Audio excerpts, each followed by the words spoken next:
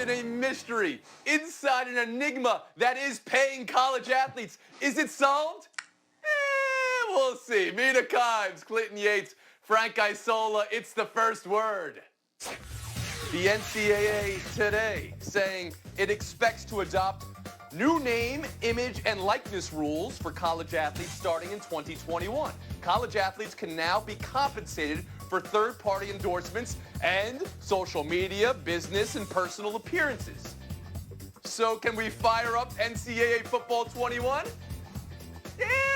Maybe not. Frank Isola, Around the Horn and Around the Home to you. Do you believe this is a big step in the direction of college athletes' rights and college athletes being paid?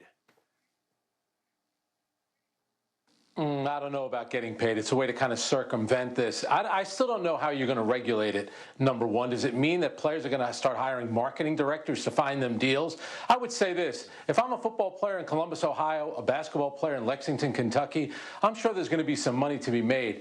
But you know what's going to happen, because anytime money's involved, there are complications. What's going to happen to the player who's jealous of his teammate, who has a better deal than he does, and I feel like I'm a better player? You know what? I need to transfer. So it's going to create a whole series of problems, but at least players are going to get paid for their likeness. Take this straight to jealousy among players? That's your headline in all of this? Let's go to Clinton Yates, college players. It's part of it. Is this getting their basic rights and getting payment? Is this what's going to happen here?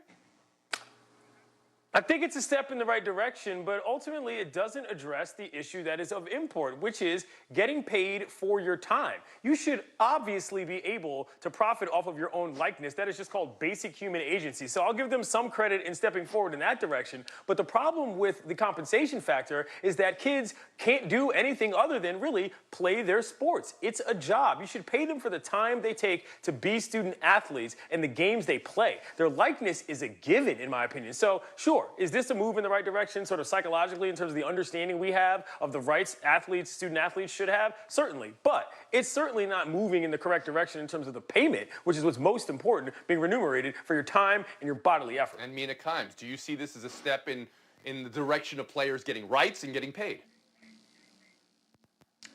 I don't think this is a big step. I don't think it's a step. I think it's a defensive crouch. This is the NCAA reading the room and realizing that everyone is coming for them, right? You've got high school basketball players going pro in the G League. You've got bipartisan bills around the country trying to clear pathways for players to get paid. The NCAA sees all that, and this morning, if you look at what they actually said, it's words like explore, ask questions. Should we even let shoemakers and apparel companies do deals? Is group licensing workable? We don't think so. They're not trying to help these players. They're trying to mitigate their losses. Frank Isola, I'll invite you back in here. You can oppose that. Go ahead.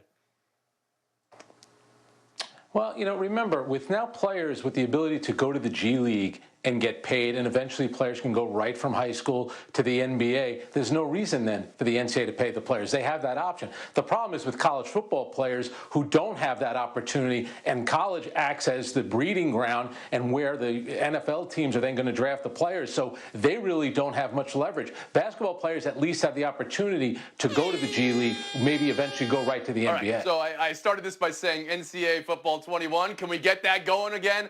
That was a joke. I'm sensing you guys don't believe that's going to happen now, but there's a lot of bigger questions that need to be answered before that, although I would be excited for that. Mina Kimes, it's not a step, it's a defensive crouch. That's how you get a point. Point one. And we move on. Buy or sell is Tua and the Dolphins. Interesting column on ESPN.com today. Why Miami should have him sit out the year. Cameron Wolf. Wolf writes that doctors clearing Tagovailoa said, quote, able to play if need be, end quote. So, does he need be? I guess is the question Wolf is asking. With Fitzpatrick on roster and so much uncertainty with the hip, but also uncertainty in the season, Mina, buy or sell the Dolphins sitting Tua out for a season?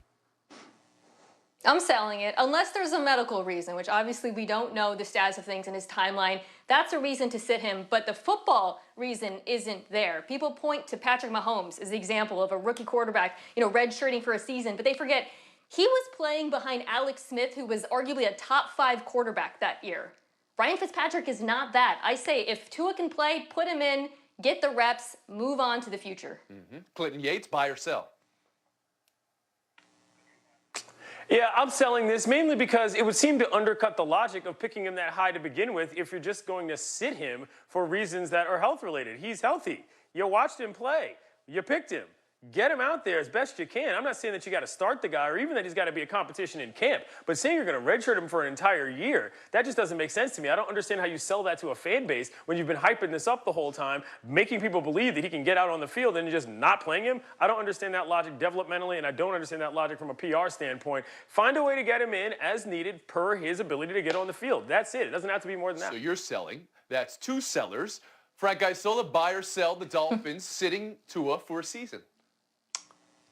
Make it 3 for 3. Why does everybody keep trying to tell Brian Flores how to coach his team? Last year, all he was supposed to do was lose. This year, he's not supposed to play Tua. If Tua turns out to be better than Ryan Fitzpatrick, Jared Goff is a rookie. Ended up coming into, making his first start in November. 2 years later, he went to the Super Bowl. Daniel Jones did the same thing this year with the Giants. Ended up starting a few weeks into it. I'm pretty sure that's going to happen with Tua. Why is Brian Flores not allowed to try to win games? I still don't understand. Everybody wanted him to tank. Now we don't want him to play as star quarterback. Now, if I went back and I Ridiculous. looked at the Giants situation last year, did you say the same thing about Daniel Jones, Frank Isola?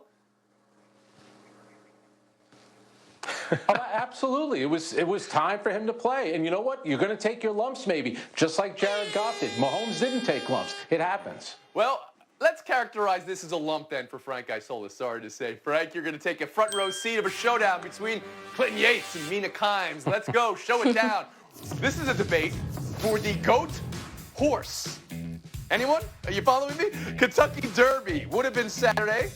But check out, here are the odds for the virtual race, the virtual Kentucky Derby. Churchill Downs and NBC will be showing greatest horses of all time competing against each other. You see Secretariat 7-2. I got to get in on that odds on Secretariat. I like Secretariat, Slew, and Citation for a trifecta here. Mina Kimes, can a virtual competition solve a GOAT debate? No, but I love it anyways. I am all in on great sports matchups and rivalries being recreated via AI. Let's get AI LeBron versus AI Jordan, AI Patriots versus the AI 85 Bears. And then we can fight about the results. I don't think you want that. All right, go ahead. Clinton Yates? The best part about this isn't the horses, it's the jockeys per usual. They got one jockey riding two horses because they're going historical with it. This is fantastic. Everybody's included. Everybody has a good time. I love it.